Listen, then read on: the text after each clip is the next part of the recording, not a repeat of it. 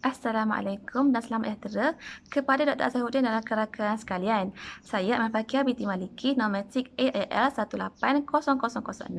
Pada hari ini akan membentangkan soalan nombor 4 bagi sejarah pendudukan Jepun, iaitu bincangkan peranan Regimen Askar Raja dalam menghadapi serangan Jepun pada tahun 1941. Okey, bagi struktur penerangan pada hari ini, terlebih dahulu saya akan menyatakan pendahuluan yang berkisarkan latar belakang penubuhan Regimen Askar Raja. Kemudian di bahagian isi iaitu kehendak bagi soalan ini, saya akan membicarakan lebih lanjut tentang peranan Regimen Askar Raja dalam menghadapi serangan Jepun pada tahun 1941. Dan sekali saya akan menyatakan kesimpulan bagi pembentangan pada hari ini. Okey, pengenalan. Pada Februari 1912, suara mengenai ketiadaan orang Melayu dalam pasukan keselamatan telah muncul dalam akhbar The Malay Mail.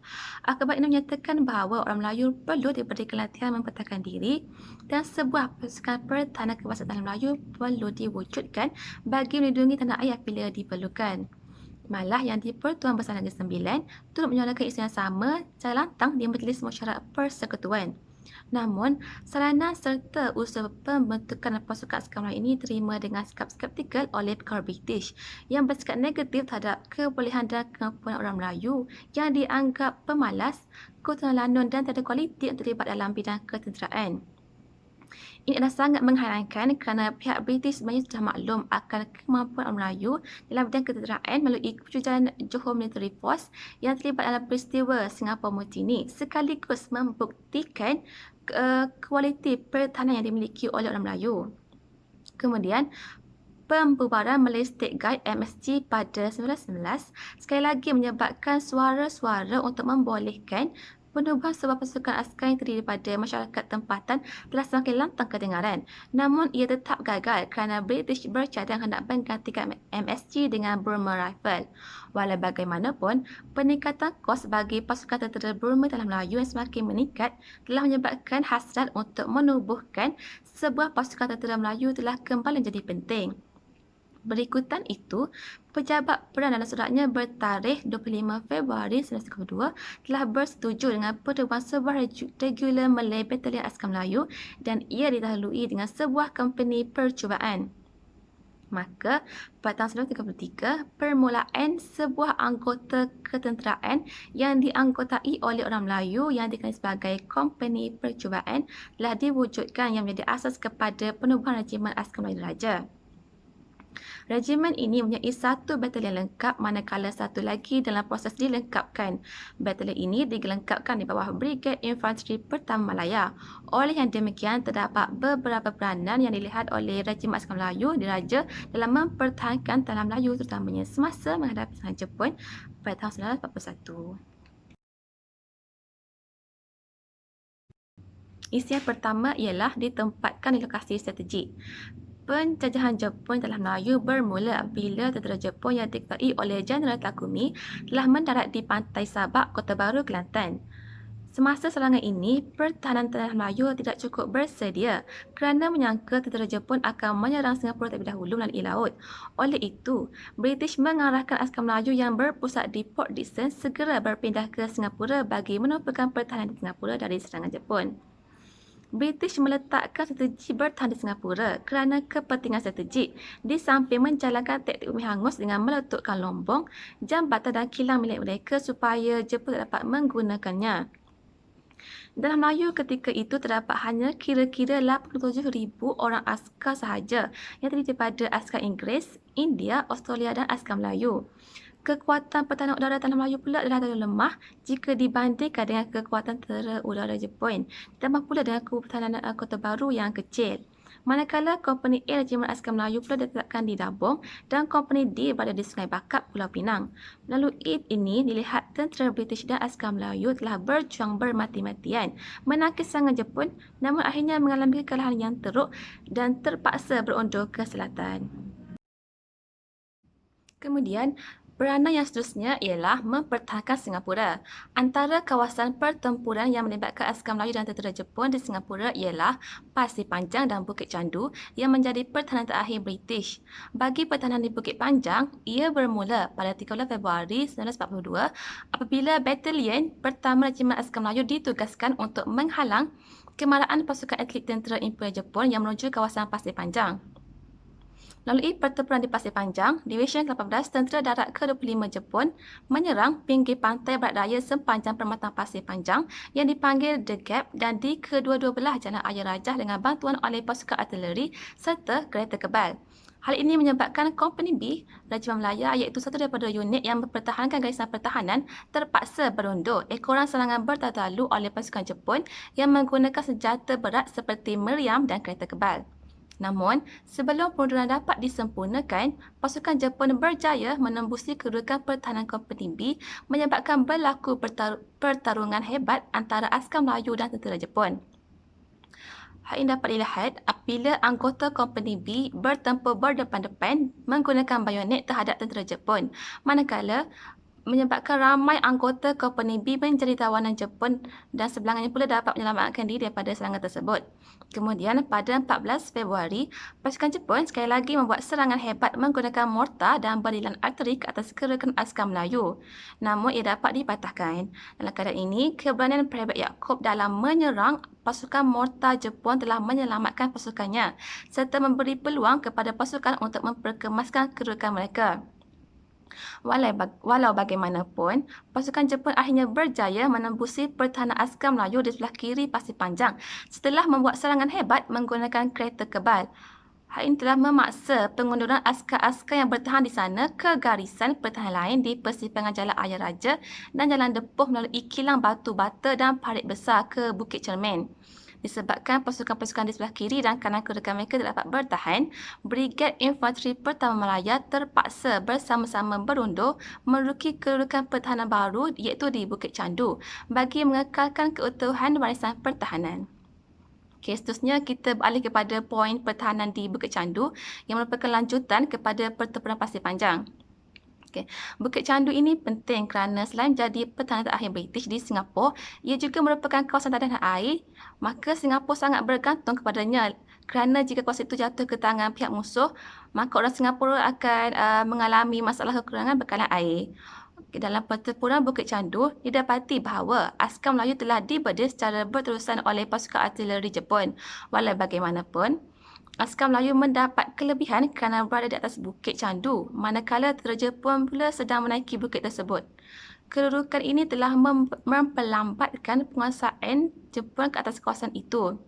Oleh itu, askar Jepun cuba menggunakan muslihat untuk memperdayakan askar-askar Melayu yang bertahan di Bukit Candu dengan menghantar satu kumpulan askar Jepun yang menggunakan pakaian uniform askar Punjabi untuk cubaan menghampiri kedudukan Kompeni C. Namun, hal ini telah dapat dikesan oleh Lieutenant Adnan dan beliau bertindak mengarahkan pasukannya agar melepaskan tembakan ke arah penyamar apabila sampai di lokasi mereka. Melalui pertempuran ini juga, Lieutenant Adnan telah menunjukkan keberaniannya luar biasa dalam memimpin anggotanya menyerang Jepun. Dalam keadaan tercedera, Lieutenant Muda Adnan terus memberikan semangat kepada anggotanya supaya terus berjuang menghadapi serangan Jepun. Tentera Jepun bertindak menyerbu kedudukan pertahanan Kompeni C dan akhirnya pertahanan di Pasir Panjang musnah di tangan tentera Jepun. Kematian Lieutenant Adnan dan anggotanya itu bermakna Singapura telah berjaya ditakluk sepenuhnya oleh Jepun memandangkan Bukit Candu adalah pertahanan terakhir British. Selain itu, peranan Regimen Askar Melayu Diraja juga termasuklah melakukan penyusupan dan penyamaran. Sekatan jalan oleh tentera Jepun di antara Sengkarang dan Rengit telah menghalang penunduran pasukan British ke Singapura, menyebabkan mereka tersadai di dalam hutan dan terputus bantuan. Bagi menyelesaikan masalah tersebut, Lieutenant Ibrahim Aladita berjaya menunjukkan kewibawaan dan keberaniannya apabila nekat memimpin pasukan untuk menyusul masuk ke kawasan tentera Jepun beberapa kali untuk mengetahui kekuatan musuh. Beliau akhirnya ditangkap namun bijak memperdaya pihak Jepun dan berjaya meloloskan diri. Sebaik mendapat maklumat diperlukan, beliau menyertai semula pasukan tentera berikat yang terkepung di pantai Punggol dan berkongsi maklumat bagi membolehkan pihak berikat berusaha melepaskan diri daripada kepungan itu. Pada masa yang sama, Lieutenant Muda Ali pula menunjukkan keberaniannya bila beliau sanggup menggadaikan nyawa dengan menyamar menjadi nelayan dan mengayuh perahu sejauh kira-kira 32 batu ke pontian kecil selama 9 jam untuk mendapat bantuan dari markas division di situ. Hasilnya, dua kapal perang iaitu HMS Dragonfly dan HMS Scorpion dihantar ke kawasan pantai terbabit dan menyelamatkan semua 2,000 tentera berikat dari kepungan sebelum selamat dihantar terus ke Singapura. Seterusnya, peranan Regimen Askar Melayu Diraja juga dapat dilihat apabila mereka terlibat dalam peperangan di Johor. Setelah pasukan ketenteraan di Kelantan dan Pulau Pinang tewas, ia mula berundur secara perlahan-lahan ke selatan. Tumpuan utama bertukar kepada mempertahankan wilayah Johor yang membawa kepada penglibatan dalam pertempuran di Johor, terutamanya di Segamat dan Batu Pahat. Pertempuran di Segamat telah mengorbankan Lance Corporal Napi. Sementara itu, Kompeni D yang ditugaskan mempertahankan Sungai Bakap mula berundur ke selatan dan seterusnya terlibat dalam pertahanan di Sungai Kerian. Ia berjaya mempertahankan Sungai Kerian selama 48 jam. Keupayaan tersebut memberi satu temparan besar kepada pihak Jepun sekaligus memperlahankan pergerakan tentera Jepun. Hanya dengan serangan udara oleh tentera Jepun sahaja yang menyebabkan pasukan ini terpaksa berundur ke selatan. Kekurangan askar Melayu yang bertahan dalam Melayu kerana telah diperintahkan berundur ke Singapura telah menyebabkan Brigad ke-45 Infanteri India yang bertahan di Segamat dan Muar terdedah kepada ancaman serangan Jepun. Jepun terus mengganas dengan bantuan serangan dari udara dan terus mengasak dan mengkucar-kacirkan pertahanan British sehingga berjaya menawan Muar dan mengalahkan pertahanan di Phnom Penh. Pemerintah tentera British semakin panik menghadapi kemarahan Jepun sehingga bertindak mengarahkan Batalion Kedua Askar Melayu dari Singapura balik ke Batu Pahat untuk membantu pertahanan di situ. Antara pegawai Melayu yang terlibat ialah Lieutenant Ibrahim Anadita, Lieutenant Yazid bin Ahmad dan Lieutenant Muda Muhammad Ali Syarakat yang membuktikan keperwiraan dan semangat yang luar biasa dengan berjuang berhabis-habisan dalam menentang kemarahan Jepun untuk menyeberangi Sungai Batu Pahat sepanjang malam 18 Januari 1942. Kemarahan tentera Jepun berjaya dilengahkan dan membolehkan pasukan British berundur ke Singapura pada 19 Januari 1942. Kemudian, isi yang terakhir bagi pembentangan hari ini ialah kelahiran tokoh yang dapat dilihat pada Lieutenant Ibrahim Anadita, Prebet Yaakob dan Lieutenant Adnan yang terlibat dalam mempertahankan serangan Jepun. Bagi Lieutenant Ibrahim Anadita, ketokohannya dapat dilihat melalui keberaniannya dalam menyelamatkan tentera British yang dikepung oleh pihak Jepun di Pulau Punggol. Bagi menyelesaikan masalah tersebut, beliau nekat memimpin pasukannya dalam menyusup masuk ke kawasan tentera Jepun beberapa kali untuk mengetahui kekuatan dan kelemahan musuh. Kesannya, pasukan British yang terperangkap dapat diselamatkan dari kepungan Jepun. Sebagai penghargaan, Lieutenant Ibrahim telah dianugerahkan Military Certificate iaitu pingat tertinggi untuk Perang Dunia Kedua oleh Baginda King George ke-7 pada 1 Ogos 1946 di atas semangat dan keberaniannya itu.